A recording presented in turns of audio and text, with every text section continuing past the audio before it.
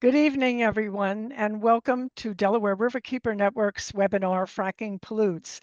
The title of our webinar tonight is Contamination of Private Water Supplies After a Well Communication Event in Pennsylvania. And our special guest is Dr. John Stolz, and I'll be introducing him in a moment. But first, I'd like to set some context for our discussion tonight. So we're all seeing a renewed push by industry and their supporters to develop more frac gas in Pennsylvania. They say they need this for the markets that include fueling data centers and LNG exports for overseas. And we know that the real reason for this is because they want to develop more gas wells, they want to produce more gas, and they want to make more money. They want to make more money than they can by just selling it here to the present market. And we're also witnessing at the same time an unprecedented federal rollback of environmental regulations. And this in the context that there are so many loopholes in federal regulations that it's absurd that they would think that they would need to remove any regulations at all in order to help the industry. As a matter of fact, 7 major federal environmental regulations have loopholes in them for the oil and gas industry, and they've been there for decades, and they certainly have had a leg up over everybody else who has to follow those rules. Also, we hear claims that protective regulations depress energy development in Pennsylvania. That's not true, and we can see it because the only thing that has depressed energy development in Pennsylvania is whether or not a driller wants to invest capital in developing a well. Certainly, DEP and none of the other state agencies in Pennsylvania have done anything to hold back the development of gas, and regulations have not done that as well, and they haven't protected us either.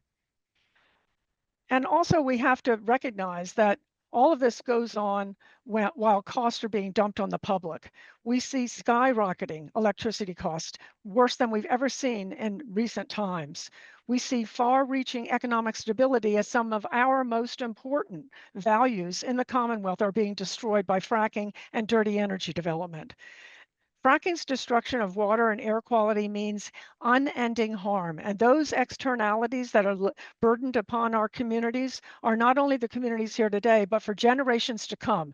And we're going to hear about that as we listen to the discussion here tonight with Dr. Stolz. So fracking is destroying Pennsylvania's environment and public health.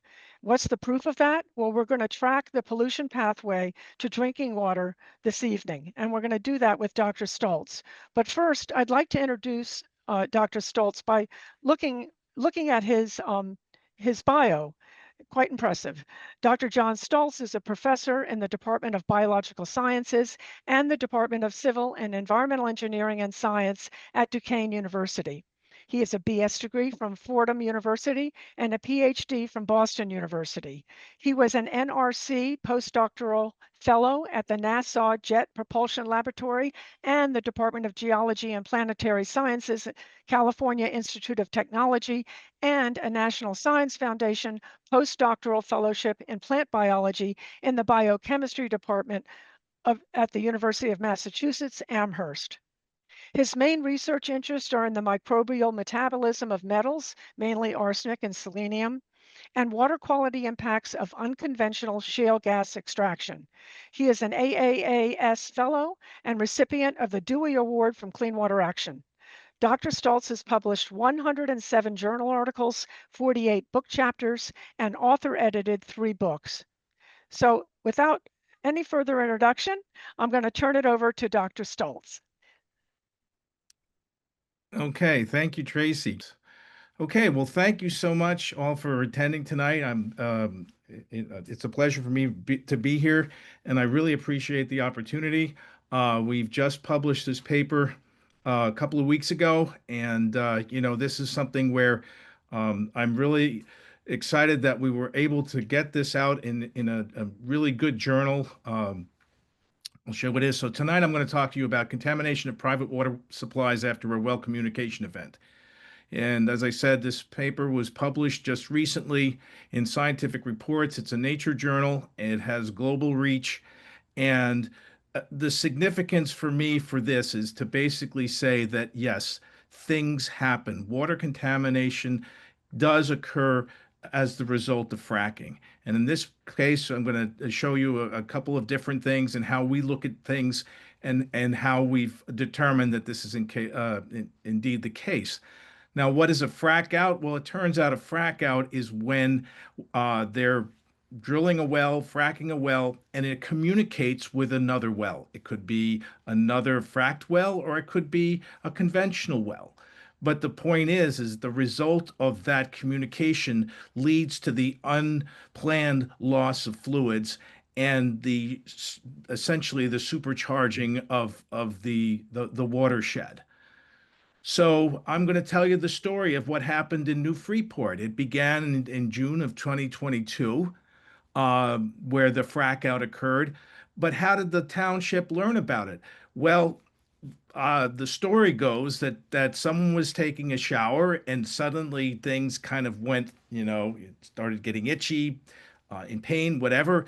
And so they went on the internet, and guess what? There was a Facebook page from the township saying that, oh, to all residents whom live on Main Street from Fire Hall West to Heritage Run, the gas company has contacted the township and informed us that there was a frack out at the bottom of Fox Hill. All drilling in the direction of the frack out is stopped for now. They will be contacting you to test your water to make sure it wasn't affected or contaminated. I do not know when this will happen, but suspect it will be in the next few days. If you smell gas or have discolored water, do not drink or use. Please contact the company, or someone will contact you.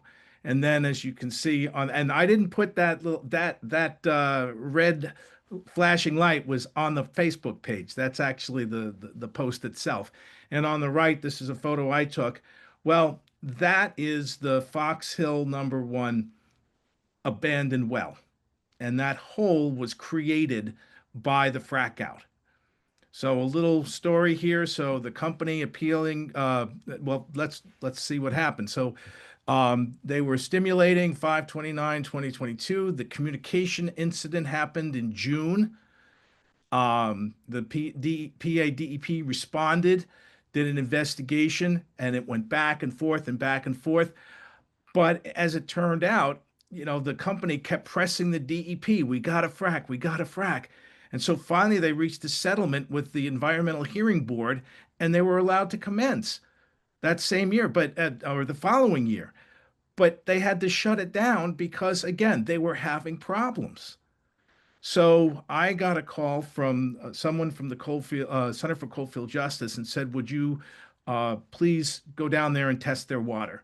And that's something that I've been doing for almost 15 years now. We've been testing and providing free water testing for people with private wells. So we were down there. I got down there June 27th, but we went down multiple times over a 2-year period. So what's going on? Well, the first thing is that that's not the only pad that's down there. So the particular pad that we're talking about that they're doing all the fracking was called the lumber pad. And it turned out that the 13H well, they were in the 100th stage of fracking when this communications event occurred. So this is a complicated map. It's from the paper, but it's just showing you that there were multiple pads, multiple wells. Those orange dots there turn out to be either operational or abandoned, but known conventional wells. So this area has been fully developed by the conventional industry over many, many, many years. These bars on the right here, I'm hoping you can see my cursor.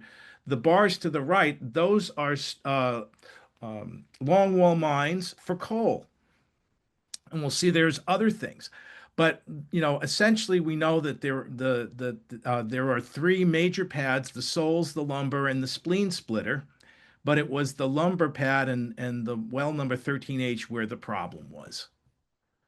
Now, the other thing is I wanted to point out, and this is from Frac Focus, you hear all this about that the industry is, transparent and, they can tell you exactly what they frack with. Well, the answer to that is no. And this is from Frac Focus. This is actually a couple of, telling us about the different wells. the lumber 9H, and the other one was the Stolz 14H. But I want to call your attention to the volume of water that they're now fracking these wells with. That's not an error. We're talking about 30 million gallons of water per well. Per well. And if we go back to the previous image, imagine every one of those wells, we're talking, multiply that by 30 million. So the amount of fluids that are going down into the subsurface, the amount of propent, which is the sand to prop up the cracks, and the amount of pressures, and these wells are going out, thousands and thousands of feet. So the pressures that are being used are excessive. The other thing is, let me see if I can see anything here. I love the fact that biocides are actually classified as non-toxic. I'll let you uh, yeah, I'll point that out here. Biocide, non-hazardous substance. Um, if you know any, I don't know if it's Latin or Greek, but biocide, I wouldn't necessarily say that that's non-hazardous. Well, anyway, another thing that we did for this study was to show, what else was going on there. So those things that look like dinosaur footprints, those are actually coal bed methane deposits. So there's coal bed methane, there's shale gas, there's oil, there's all these different things, and yet they're going down and they're, putting in all these wells. And in the just alone this between the spleen splitter lumber and uh, Souls, there were 28 wells. So what do we do when we go out? We basically test for a few things that we know what to test for, how to test for it, and we're pretty, confident in our results. So essentially, we have a water quality survey where we ask several questions like, do you have well water? Have you noticed any change in that? If so, was it color? Was it smell? Was it taste? And that's important because even though they might not know, a person might not know what's happened to their well, they know something went is different. Okay. So we test for anions, which are basically chloride, bromide, fluoride, nitrate, nitrite, phosphate, and sulfate, and then a whole bunch of metals, things like lithium, um, iron, magnesium, and of course strontium and barium, which are also indicative of shale fluids. And then we do light hydrocarbons in the lab, methane, ethane, ethene, and propane. And the reason why we do more than just methane is that if we find the presence of ethane, ethene, and propane, we it's our indication that this is from a gas well, that this is a what we call thermogenic, that methane came from a rock deposit as opposed to biogenic, which comes from, microorganisms living in swamps and in the rumens of cows. So, and this is where it gets a little complicated, but this is something we've been trying, and Tracy knows because she was in the room when we did this, trying to convince the DEP that they can use some of this water chemistry from the wells to figure out whether or not that private well was impacted by brines from either conventional or unconventional oil and gas wells. And so what we're looking at here is we're comparing calcium to strontium. So it's not just how, that it's there, but how much is there and in what ratio to calcium to magnesium. And what you can see here is, I think, that there are clearly two fields of these blue stars, which are that's our water data. So we've plotted every single sample that we've taken, and we for this study we had over 75 samples. So it's not even like we had a handful. We had a good sized number of samples to work from. But and then you have these ellipses, and what do they stand for? But these ellipses we created after years of study by our own data as well as data from the DEP, from the USGS, from published data on the composition of oil and gas brines from unconventional, which is fracked, and conventional, which is the old-fashioned, uh, uh, in other words, the conventional gas is coming from a porous rock as opposed to the unconventional gas, which is coming from a shale. But you can see here, so the UG is unconventional gas, CG is conventional gas, MD is mine drainage. I like this one because it shows that we have some good water and then we've got some really contaminated water. This is another set of samples where we're same samples rather, but in this case we're looking at magnesium to lithium to bromide to sulfate. So again, we've analyzed this for all these different samples. We know that they have bromide. Some of them do. Obviously, bromide is a little difficult to test. It's in low concentration, so we don't see it all the time. So there are fewer dots, there are fewer stars. Nevertheless, we're starting to see that there are some samples, water samples from someone's well, and if you look, those numbers actually turn out to be the numbers for methane. So this one right here, which is clearly in the field of unconventional gas, has 14 milligrams per liter of methane. That's of concern. This one here has over 28 milligrams. That's flammable. This one here, 32, that's flammable. Okay. So we're starting to put this picture together that we know that there's folks that have good water, there's folks that are impacted by mine drainage, but there's also folks that are now, and I say now because again, we got there after the fact. I didn't do any pre-drill before they started drilling there, but you could see that there were already pre-existing pads and unconventional development for many, many years down there. Lumber was just the latest in the series. But clearly, here we are very confident that these water wells have been contaminated by what happened. So, what happened? They were fracking this well, the 100th stage. Now, think about that. They'd already fracked 99 stages, and they still weren't halfway to the well pad itself. So, there was going to be another 100 or so stages that they would have to frack.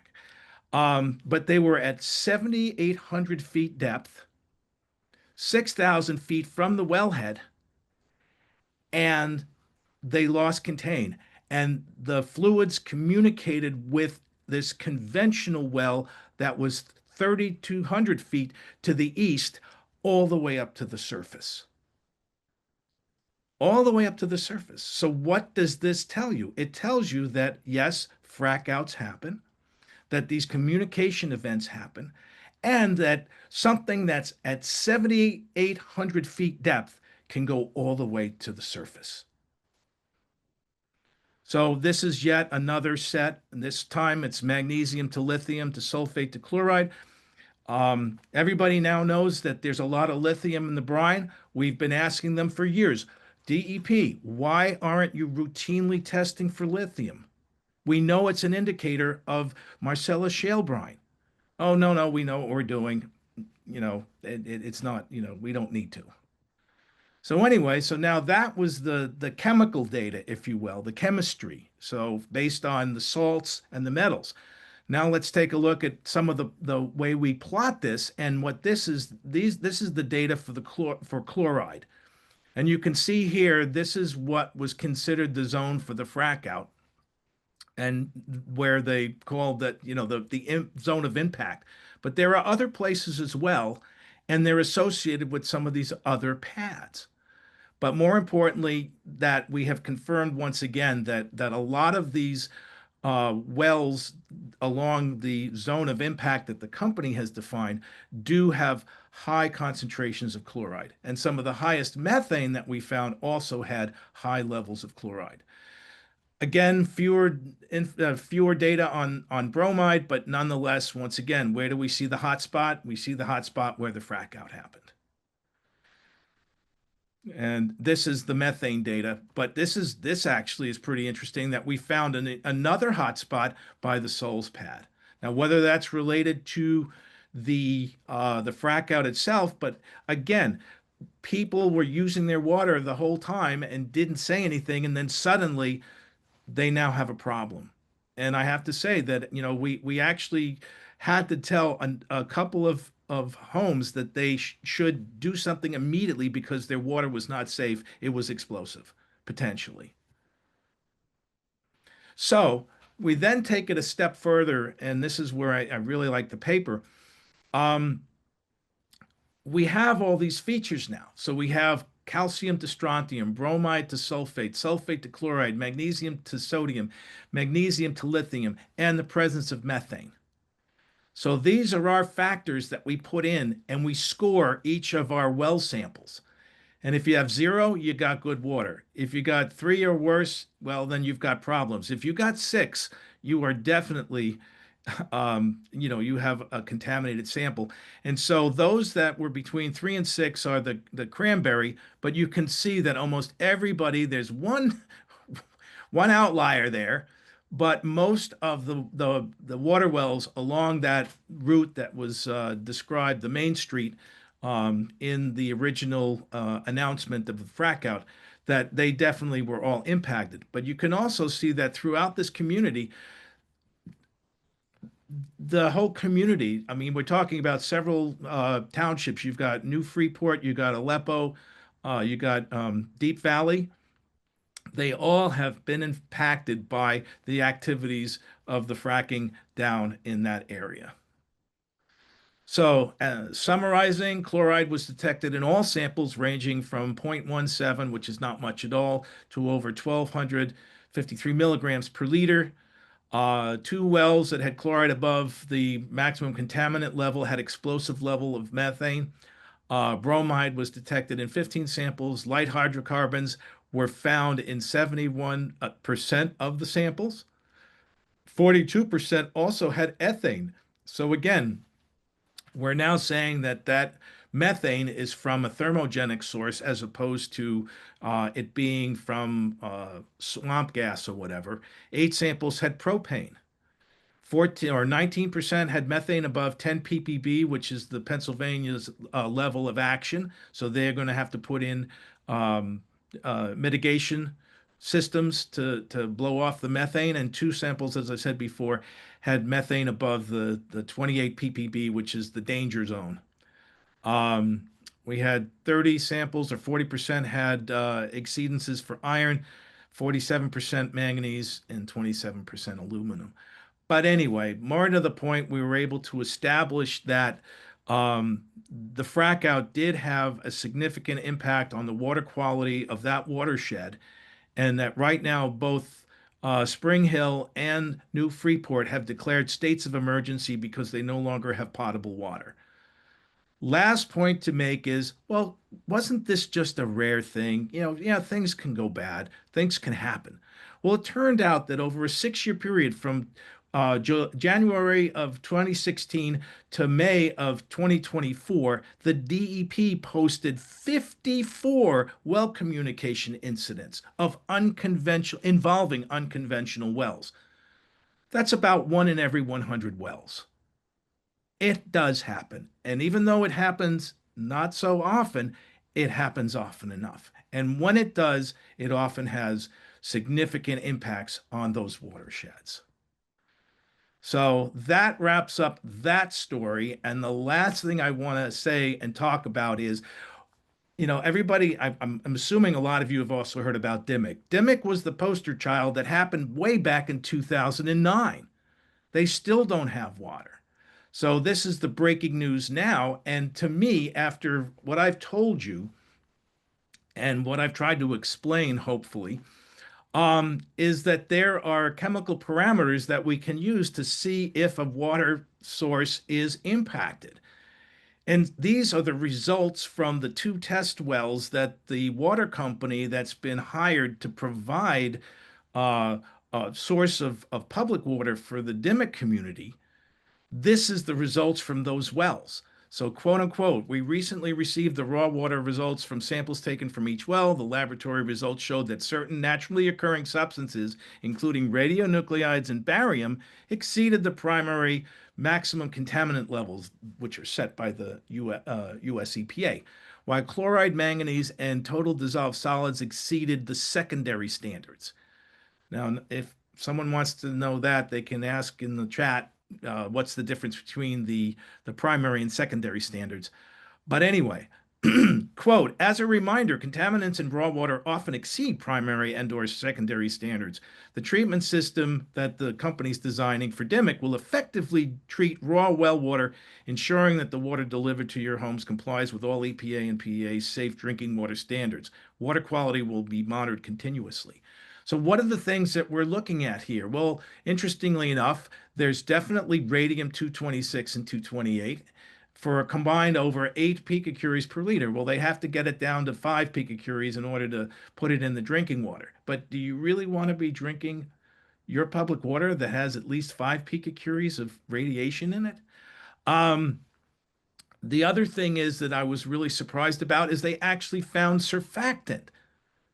And then when we look at some of the chemistry and with the presence of the chloride and bromide and other things, I did that the ratio analysis that I showed earlier for New Freeport, and it's bang on oil and gas brine. So it's proof positive that the water in Dimick has been contaminated by fracking because not only does it have the constituents of the brine from the formation, but it also has surfactant, which is what they use to do the fracking. So anyway, that's my story. Thank you for your time, and I'll be happy to take questions. Thank you very much, Dr. Stolz. So we're going to turn it over now to Annika to fish out the questions in the Q&A box. If you have questions, please put them in there. We already have a lot of them in there, so we'll try to get through as many as we can. So Annika, go ahead. I will actually pull out a newer question, but because we were talking about it a little bit earlier, I think it'll be good to start. So Dr. Stoltz's question is, does reverse osmosis remove all of these contaminants in drinking water? The answer to that is yes. But we've just concluded a study that we did in my lab just to see how effective these things are. And it turns out that certain, commercial reverse osmosis systems are really good. But what you don't realize is that you're generating an almost equal volume of wastewater that is now more contaminated with those constituents that you started with, and you have to dispose of that. So where does that go? Does it go to landfill? Does it get discharged into a stream? And we're back to where we started from. So yes, you can get these constituents out, but they create a toxic waste stream themselves. These toxics, they're caught in the filters, is that right? Well, again, the way that the system works with reverse osmosis, there are filters, but it's not filtration. Okay, it's actually a permeable membrane. So when you think about osmosis from that there's a membrane involved. So all the bad stuff accumulates on one side and all the good water goes away.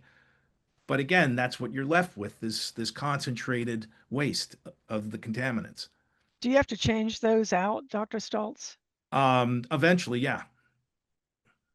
And And that's again, when you have to get, yeah. the worse the water source is, the more often you have to do that.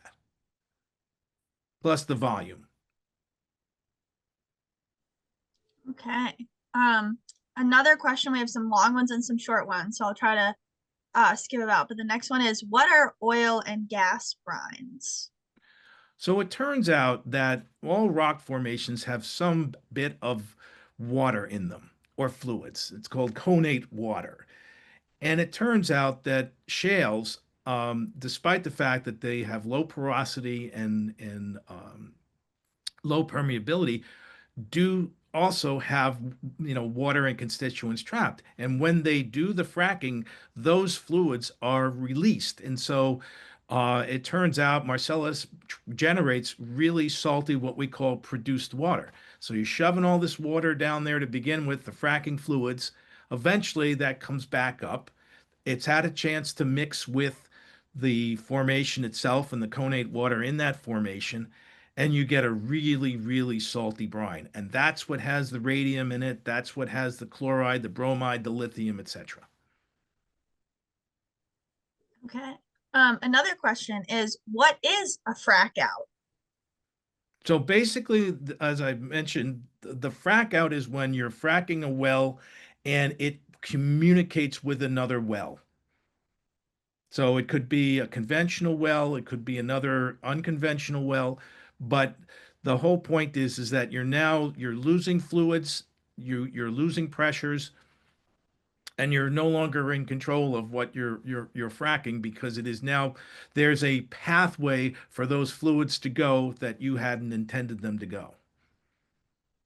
So when this kind of ties into our question, so when you say communicate, you mean that the fracking materials are going into the water supply? Right. Okay. So again, a frac out is the communication between two wells, but also other things. This next question, I think you both can speak to. So can you talk about the consistent argument that we still need to frack because the US needs more oil for energy, even though we are seeing a consistent decline in the volume of the production of the existing wells, but this question of still, but we need to keep fracking them. Well, my answer is and will always be we can generate all the natural gas we need renewably, sustainably, carbon neutrally using biodigestion. I had a student several years ago, and I've had several others since then, crunch the numbers just by the amount of waste that's produced growing cows and pigs. We can generate 8 to 10 trillion cubic feet of natural gas annually. That's 1/3 of what we're currently fracking for. And that doesn't include human waste, that we have all these wastewater treatment plants that potentially could be generating natural gas. And the fact is, in the process, you're actually removing more carbon dioxide that you produce in the end in burning that methane and making the energy. So that's my answer. Yeah, we still need, oil for other things. I'm still concerned. I like to fly or go on an airplane and they are working on substitutes and synthetics for airplane fuel, and we'll still need that. But the fact is, for transportation and all these other things, for electricity, it just doesn't make that much sense. And then you realize that uh, the big deal is export LNG. The industry for years said that they wanted upwards of 50% export. So even though we are technically energy independent for oil and gas, we still import. Yeah, and I would just add that under the Trump administration, we've seen this, huge push that all of a sudden renewables are verboten.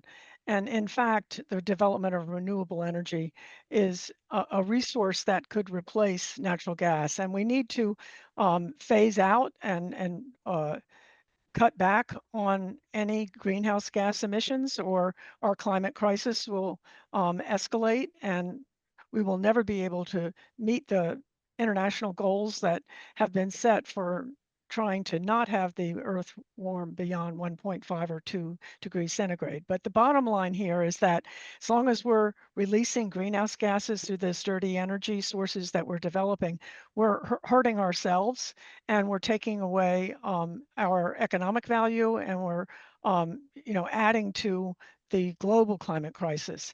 But that's one aspect of this, that we need to develop renewals. Another aspect is we're very wasteful. We're very wasteful as a nation, and actually nations across the globe.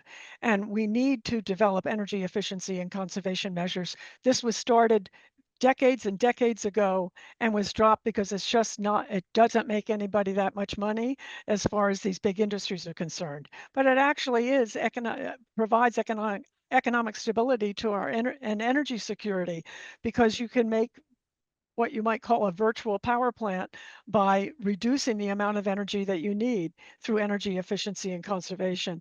And then the other aspect on this is we can fight these projects that they say they need. Why do we need all these data centers? Why do we need to make money for industry to send gas overseas through LNG export?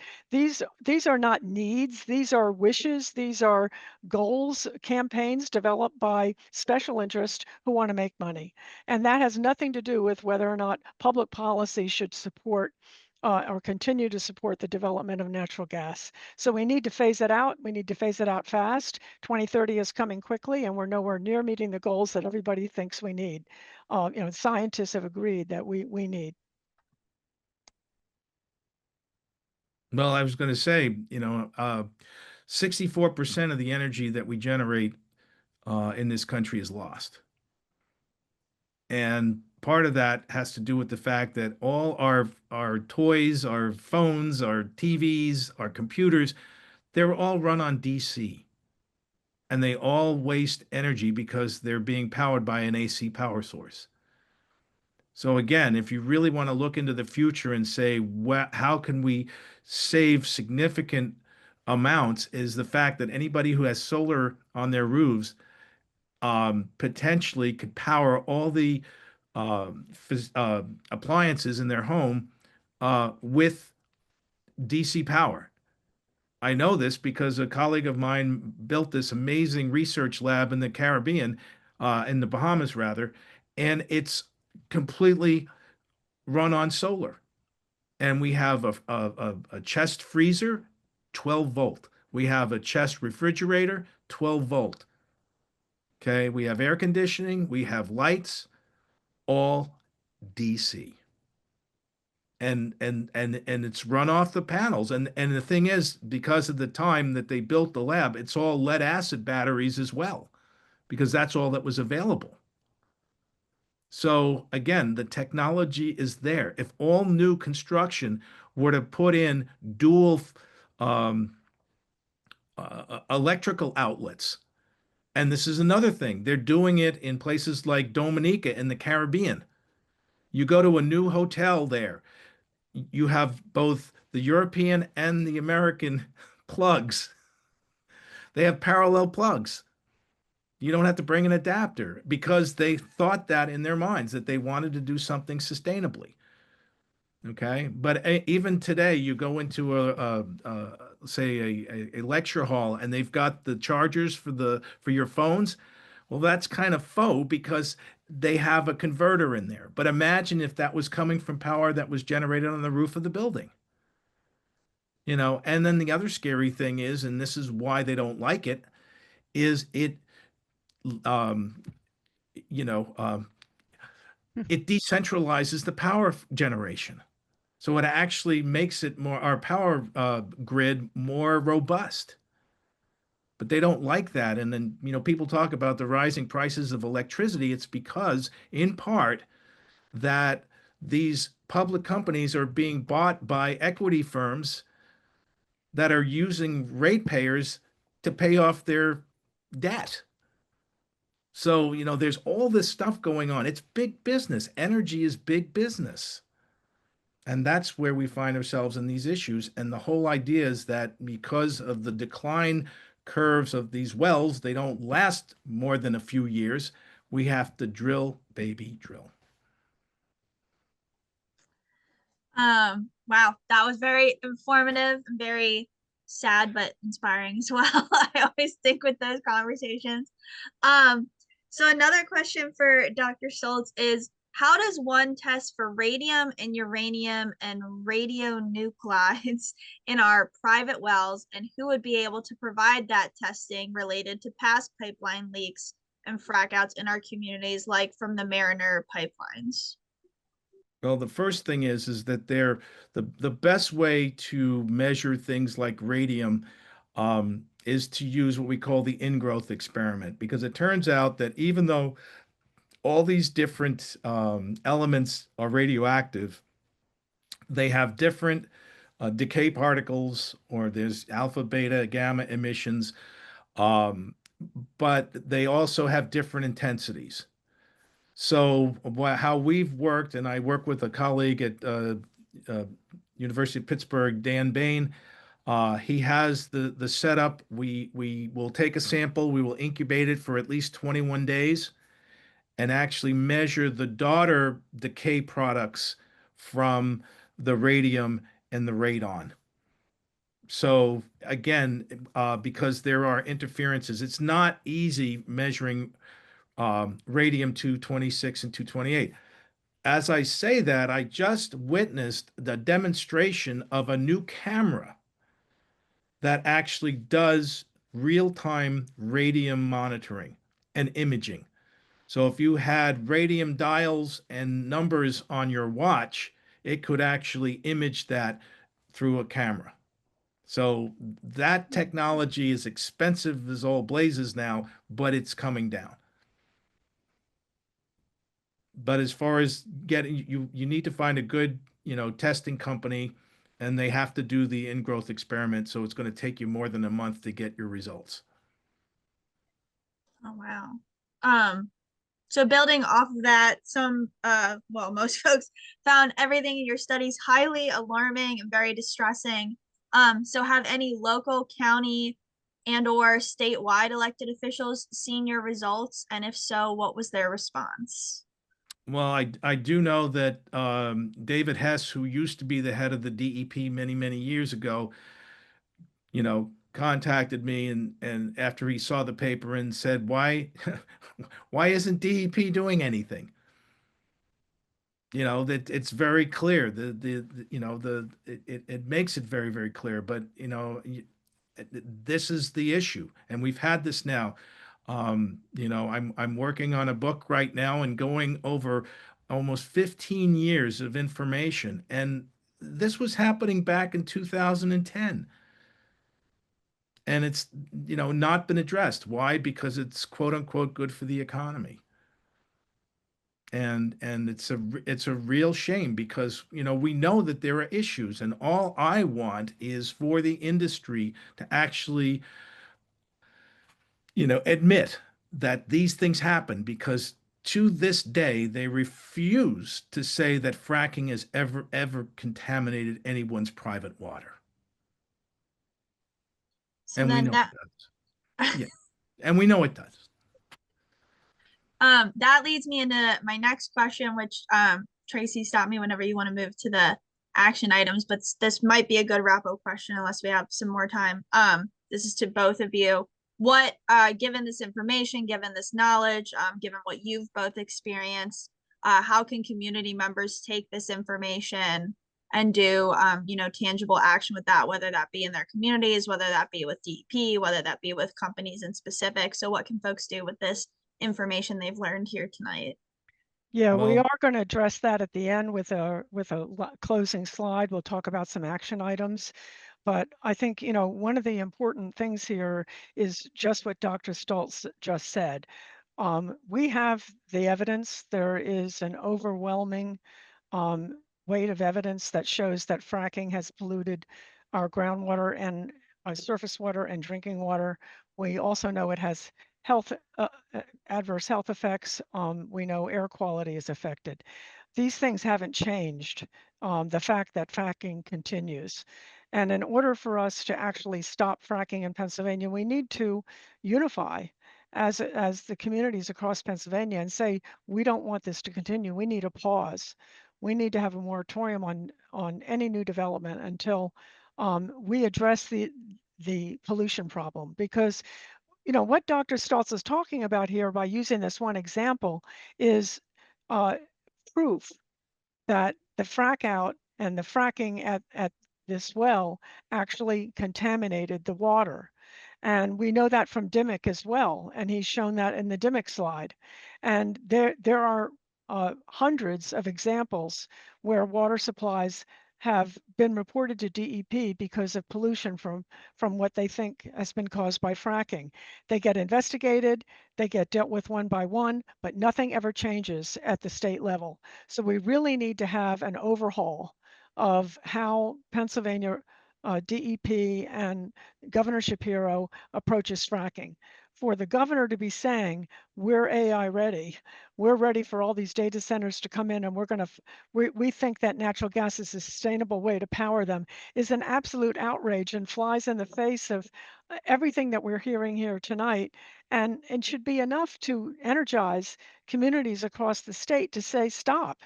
So I think you can get involved with many local community organizations. In our follow-up email, we will have links to many organizations across Pennsylvania who are involved in trying to address these issues at local, regional, and statewide levels. And we'll send all those out. And then we also have a couple very immediate things we can do in the closing slide. But I think, getting involved at your local level and or with a statewide group is an important way to connect, because we need to unite in order to have the strength to fight back.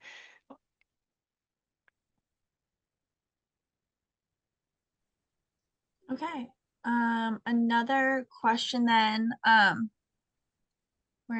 just had it and I lost it. Do we know the extent of fracked gas wells communicating with active and abandoned coal mines in heavily mined areas? Good question. We didn't address that in the paper. Okay. But again, anecdotal, I was coming back from a West Coast trip through Dallas, and I overheard some guys talking about, and one guy said, yeah, my company just drilled through a coal mine, and another one said, there's a casing for that. So that's the answer. There's a casing for that. And it's true. I mean, That's what they do. If you're drilling through an abandoned coal mine, there's a casing for that. You have an additional casing. And of course, they don't even know where all of the old wells are. Only a fraction have actually been mapped. And when they go in to drill a new well, they don't even have to go out in the field. They just look at a paper survey to find out if there's any old closed down wells within the area that will be affected by the new fracked well. So we have regulations that are so thin and so, and lack any kind of real protection from communicating with these old wells or coal mines.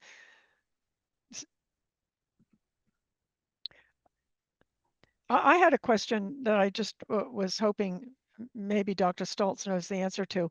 Do you know if the company has been found responsible for the pollution of this frac-out event, or what were the wells that were affected reported to the regular DEP reporting system and then investigated? Like, where is all that?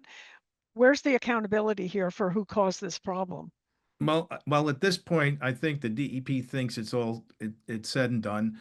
The company still is now saying it's coincidence and that they had nothing to do with the contamination. They are providing some residents with alternative water. They have circulated a letter where they were saying, if you sign this, we will buy you a water treatment system, but you can't, say anything bad about us. You can't litigate against us and things like that. And currently, I was part of a lawsuit, and I was actually found in contempt of court because at the time that my testimony was provided, I had not submitted the paper to the journal yet. So I didn't want that data released. And I'm bound by federal law that I have to maintain the anonymity of the participants in my research. And the company was able to convince the judge to find me in contempt because I wouldn't release the names of the people. So right now it's becoming very, very litigious.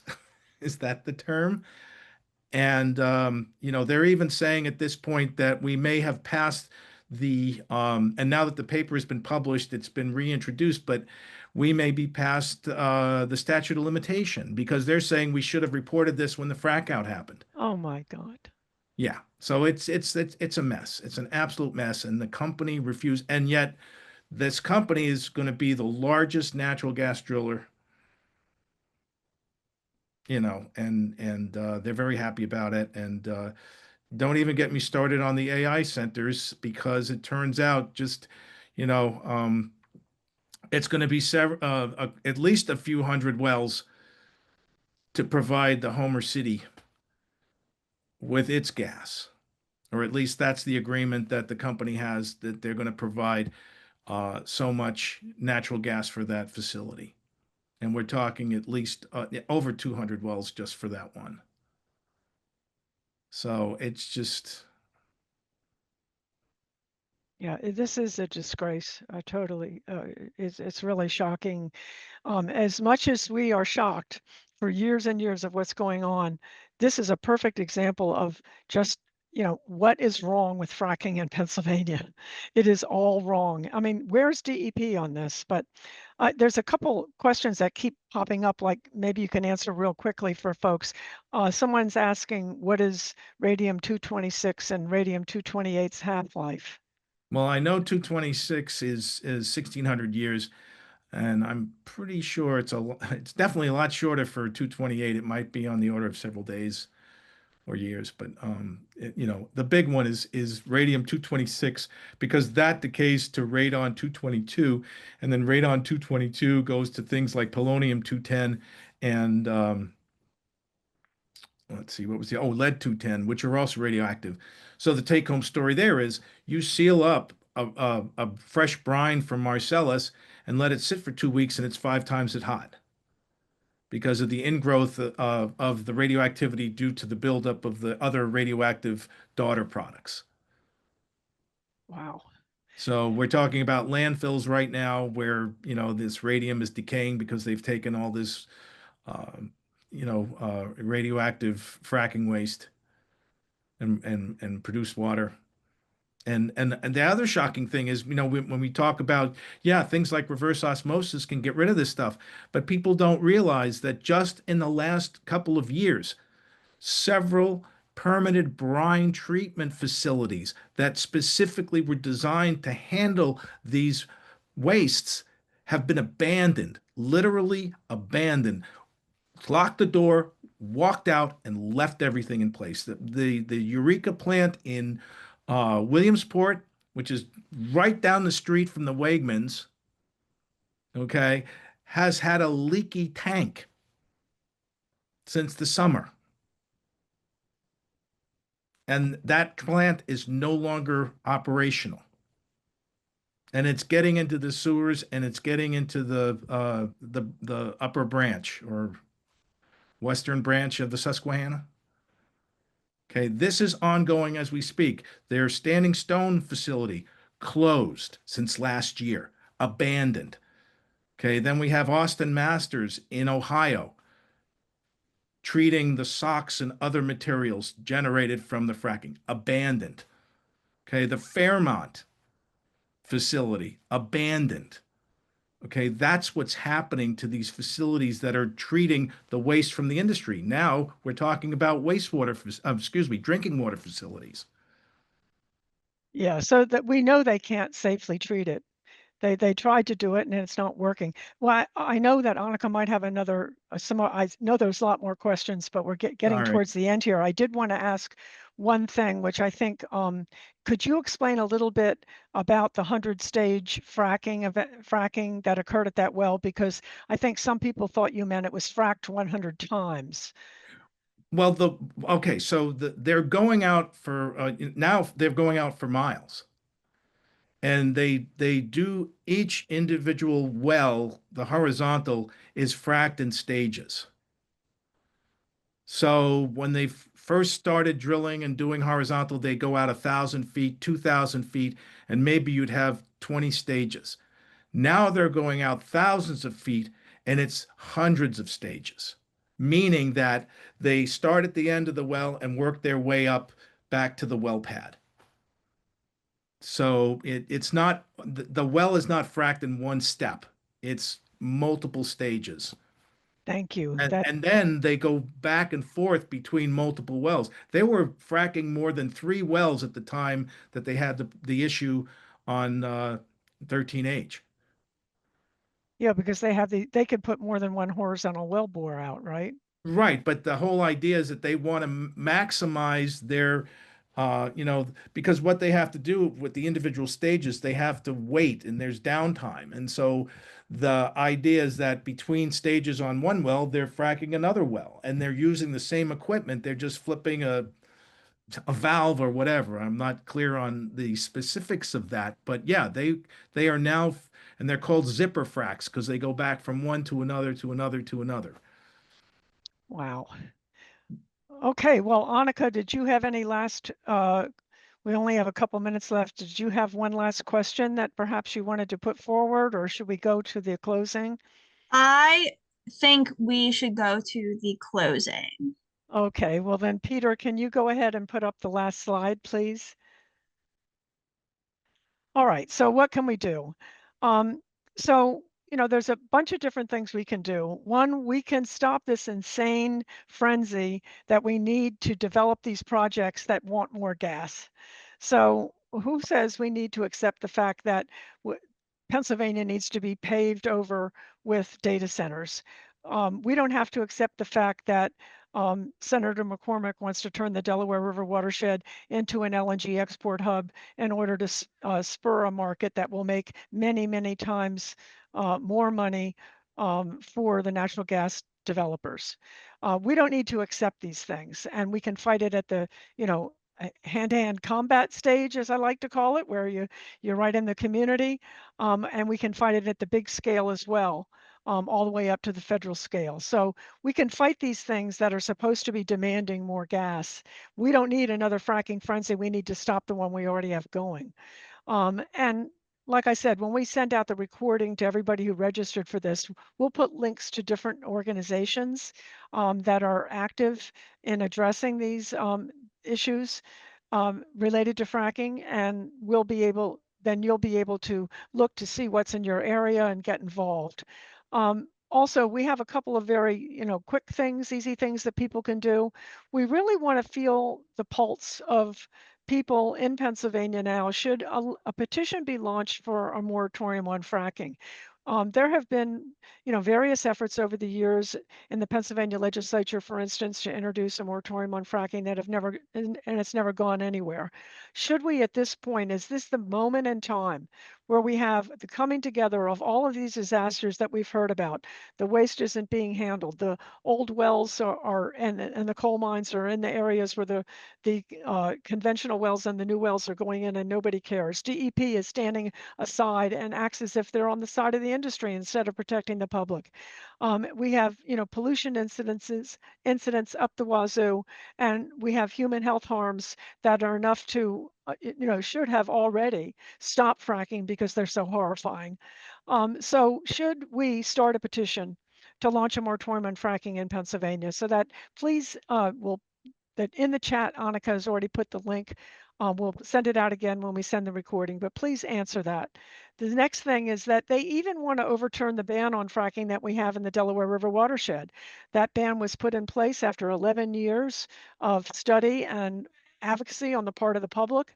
And in 2021, it was put in place. It's been fought by industry and won in courts. It is an absolute valid and permanent ban. Congressman Bresnahan and other representatives want to now come in to Pennsylvania and overturn that ban. And we're fighting back. So what we're asking people to do is sign a pledge. We already have more than 2,000 people who have signed this pledge to say, we're going to stand up. If you try to do this, we're going to stand here, or you're not going to get past us. So please sign that pledge if you can. You don't have to be in Pennsylvania. We have people from all over who maybe used to canoe or go to a camp when they were a kid up in the Catskills. So please sign that pledge if you want to stand with us and be called as a peaceful army if we're needed. Okay, so at this point, I'd really like to thank everybody. I'd like to thank Dr. Stolz for your excellent presentation and for the work that you've done to produce your paper and all the papers and work that you've done over the years. We are very lucky in Pennsylvania to have you. And if we didn't have you, we would be much further behind in our effort to try to save Pennsylvania from fracking. And I'd also like to thank our Annika Van Rossum and also Peter Tran, our IT guru who runs the webinars here. But even more than that, I would like to thank all of you who took time tonight to attend, and those who are watching this after the fact when you get the recording, because it's really important for all of us to go out and talk about this and raise awareness about what is really going on in Pennsylvania, how fracking is destroying us and will destroy our future generations as well. But for now, we're going to sign off. We will have another webinar in January that the Delaware River Frack Ban and Climate Action Coalition will be producing on the economics of fracking in Pennsylvania and what a disaster that has been. So thank you all for joining tonight, and we'll see you the next time.